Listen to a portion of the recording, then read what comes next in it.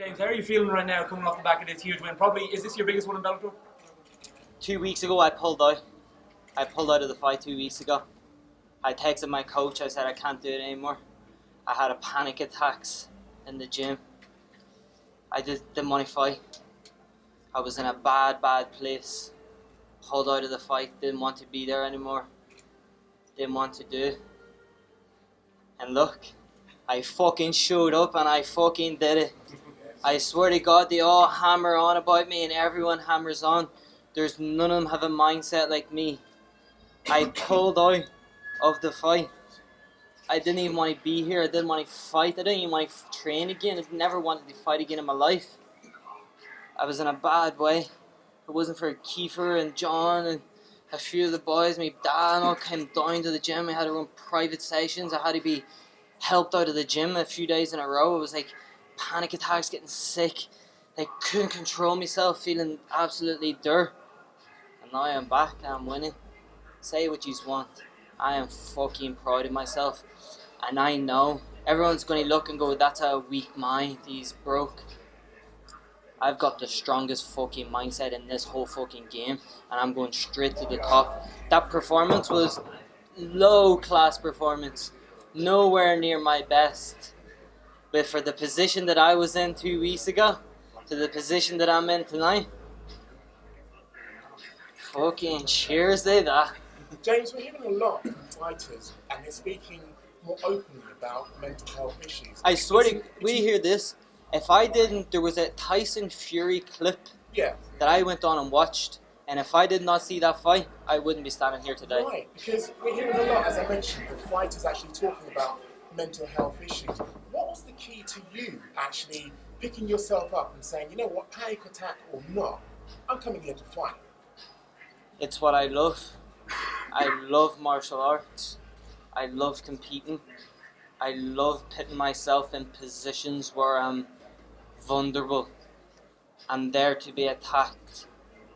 Hit me with everything. Then that little moment, it was a few weeks that I had, and it was just, I hit myself with everything.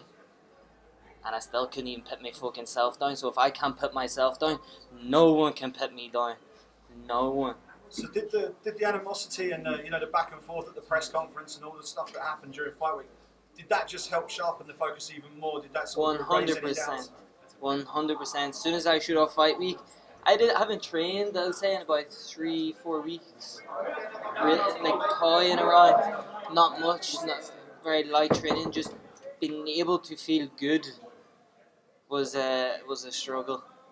So that was in. And not only did I walk in there tonight, I didn't perform my best, but I give it every fucking thing I've got, and I'm going to conquer the world. You targeting Dublin as the next one? 100%, the main event, September 27th, the proper Jimmy show. I'm getting straight back into training, getting my shit together, and I'm going to the top. That just has motivated me a lot. I can see when I'm in the worst places, the baddest positions ever, I can pull through anything. And I mean anything. Nothing in this world, no matter what anyone says, no matter what I'm hit with. My granddad died 2 days after my last win in Dublin, big win. I had like a rough fucking thing. I just got back, got focused. Hit me with fucking anything, and I'm going to be still here. I didn't care about winning or losing tonight. Didn't give one fuck about winning or losing. All I wanted to come in there was perform, get in there. So it was and give it everything I've got.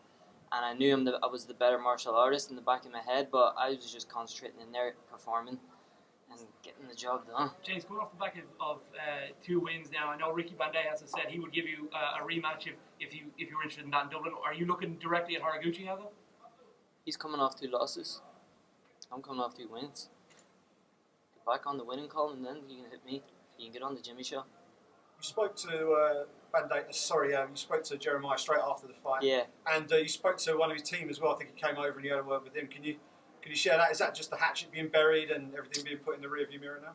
I had nothing but respect for Jeremiah and his head coach.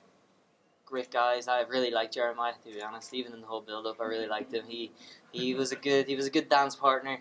He brought it out of me from the fight, and I really liked even the whole fight week. I liked. I was like, he's a good cunt, you know what I mean? And I liked having him there to fight, and he was good. But no, I don't like his teammate. He's a fucking donkey, so he is sitting there slabbering like a big girl. But now Jeremiah invited him out with me tonight. I'm having like a little after party, and I welcomed him to come and stuff. And I'm happy that he came, and he was the man that was in that little weird position I'm in. He was the one that gave me that focus to push through and get here. You said it would be the toughest fight of your career, but you also said it would be the toughest fight of his career, Yeah. and that you would break him. In the second round, obviously you attempted the Superman punch and got caught. How hurt were you in that second round? I wasn't. No, I wasn't hurt. He did catch me, but wasn't hurt. I was always there. Never. It wasn't like I wasn't even. No, it didn't. I wasn't hurt at all. So I wasn't. How would you assess your performance in there then? You said you weren't too About happy. 25% of my ability. I What do would you say. think you could have done a little bit better? Or is it It's too. It was too late. It was. I just had to get in there, and I'm happy. I just had to get in there and do my thing and let it flow, and I'm happy about that. But it was 25% of my full ability. If it was my full ability, I would have put him away. But I'm just happy to perform, happy to get in there, happy to feel it, and just happy to be present in that moment and not away somewhere else while I was in there. And that's it. James, you've spoken previously about wanting to get into the forthcoming tournament. Is that something that still floats your boat? The featherweight tournament? Yeah. No, I don't want that. I'm financially better off not. And that's £1 million on the line. You said you wanted to fight in Dublin. Is there anyone specific that you're looking to fight? Or? Don't give a fuck. Not one. I'm on my path. Whoever's there, I'm going to show up and fight. And that's just it. I just love competing. I just love being a martial artist. I just love doing this, and I love being able to make money. And I can fucking do both good now. Do you know what I mean? And this is what I've started to do, and everyone's biting. Everyone that bites online is filling my bank. Last question. James, between rounds, John Kavanagh was whispering something in your corner while you were sat still. I knew what mean. What was John saying, whispering to you to get you riled because you look nasty? This is me. This is what I'm made for. Go out there and do it. This is what I'm bred for.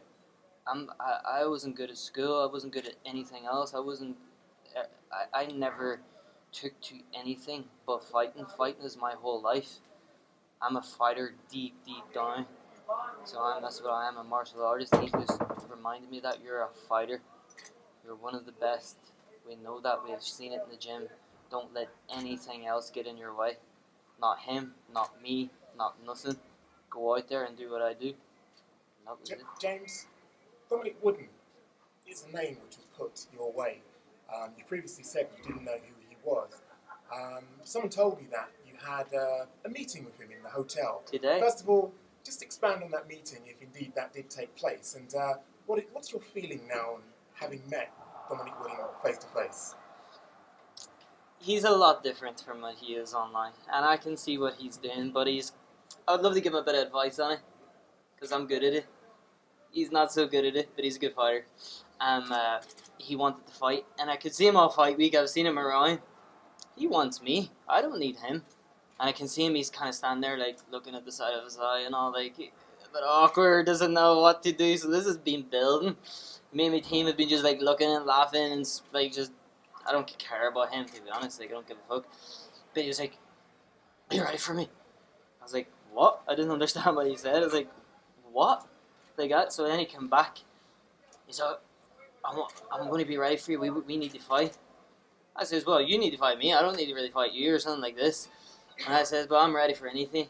He's like, "Yeah, be ready for me," or something. This and he's walked back. And then he was like, walked off as he said this. And I was like, "Sorry, come back. Say that again." So he came back and I like had my hand on his shoulder, and he was like, "Be ready for me." And I was like, I put my hand out and I was like, "Respect. It's the first time you've had a set of balls and come up to my face and said this fight. Respect." Do you know what I mean? And let's see what happens. Let's see what plays out and all. But they need me. I don't need them. I'm the main event in September 27th.